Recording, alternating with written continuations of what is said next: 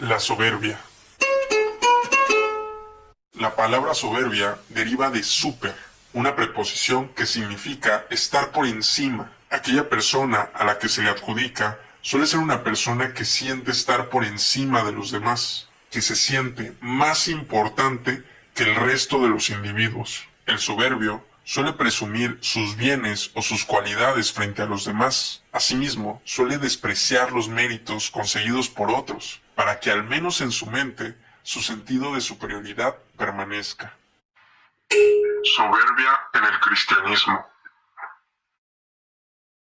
En la historia bíblica, antes de Adán y Eva, hubo otro personaje que desobedeció a Dios, Lucifer, un ángel de enorme belleza e inteligencia, que lideró una rebelión en contra de Dios para ocupar su lugar. Hay una gran batalla en el cielo entre los ángeles rebeldes y los ángeles fieles a Dios, y al final la rebelión fracasa. Lucifer, junto con los demás ángeles rebeldes, son expulsados del cielo y confinados a vivir en la tierra. Como podemos observar dentro de la tradición cristiana, la soberbia fue el primer pecado, al ser la razón por la cual Lucifer fue expulsado del cielo. Querer ser igual a Dios o superior a Dios fue lo que al final lo hizo caer del cielo. Y como ya dijimos, de ahí llegarían Adán y Eva y desobedecerían a Dios comiendo el fruto del árbol del bien y el mal.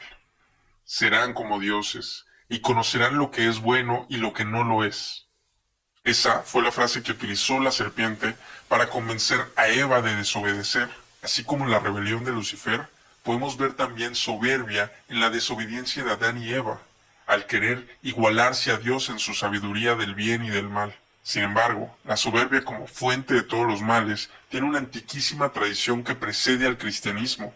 En la Grecia antigua, la ibris, comprendida como una afrenta a los dioses por parte de un mortal, era vista como uno de los vicios más repulsivos que había que evitar a toda costa. Es por eso que en varias civilizaciones antiguas, la impiedad y la blasfemia eran condenadas con pena de muerte. Y en realidad no era una simple superstición religiosa lo que llevaba a los monarcas a castigar con pena de muerte la impiedad y la blasfemia, sino que esos mismos monarcas sabían que su poder se basaba en fundamentos religiosos. Los reyes, faraones y emperadores ocupaban esos puestos por un supuesto designio de los dioses, y por lo tanto, aquel que pusiera en duda la existencia de los dioses ponía en duda el poder de esos mismos gobernantes. Esta perspectiva nos permite ver el porqué, desde un punto de vista sociológico, teológico y político, la soberbia resulta tan peligrosa. Y si no, solo hay que ver el ejemplo de Jesús de Nazaret, quien al no someterse al Imperio Romano o a los sumos sacerdotes judíos, era visto no nada más como soberbio por ellos, sino como un peligroso potencial de insurrección que amenazaba su poder. La soberbia en la filosofía.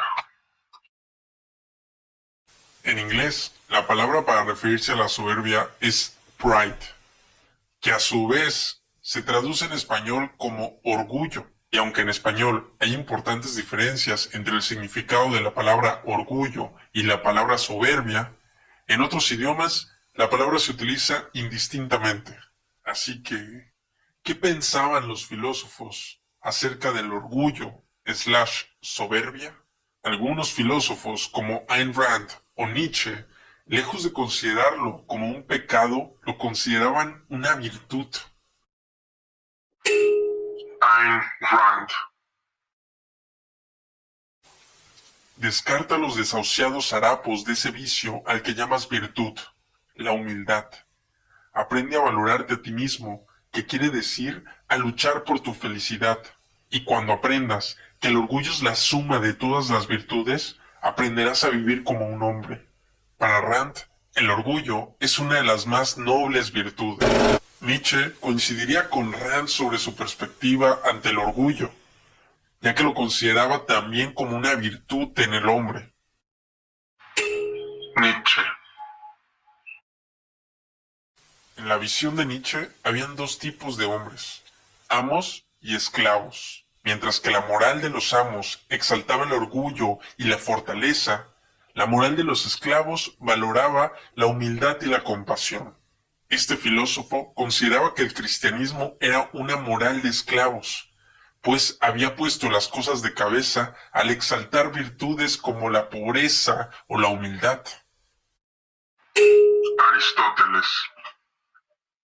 Aristóteles ofrece una respuesta inigualable ante la pregunta de cómo diferenciar una virtud de un vicio, señalando que todo consiste en la medida exacta entre el exceso y la falta. Así pues, Aristóteles podríamos decir que aboga por un equilibrio. Así, entre los extremos de la soberbia y del menosprecio por uno mismo, podemos señalar el punto medio de una sana autoestima. Así, para combatir a la soberbia, no es necesario humillarnos a nosotros mismos, no es necesario menospreciarnos, sino simplemente valorarnos de forma justa, de forma realista. La humildad podría convertirse en la virtud más importante ante el pecado más importante. Soberbia en la psicología clínica.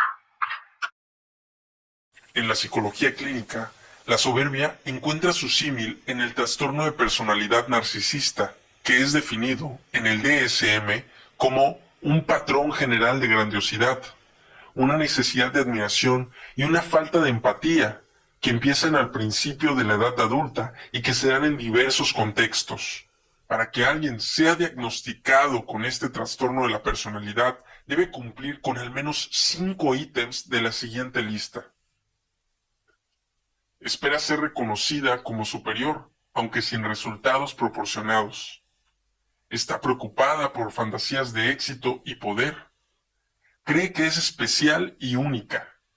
Exige admiración de los demás. Es muy pretenciosa. Puede llegar a explotar a los demás para alcanzar sus propias metas. Carece de empatía. Con frecuencia envidia a los demás. Presenta actitudes arrogantes. El narcisista hace sufrir a los demás al verlos no como sujetos, sino como simples objetos de los cuales desea obtener admiración. Aunque también existen algunos narcisistas que no buscan el reconocimiento de los demás, porque creen que la sociedad es incapaz de reconocer su valor. La mayoría de las personas con trastorno de personalidad narcisista están bajo una enorme presión por conseguir la admiración de los demás y a la vez sufren por no conseguir el reconocimiento que creen merecer.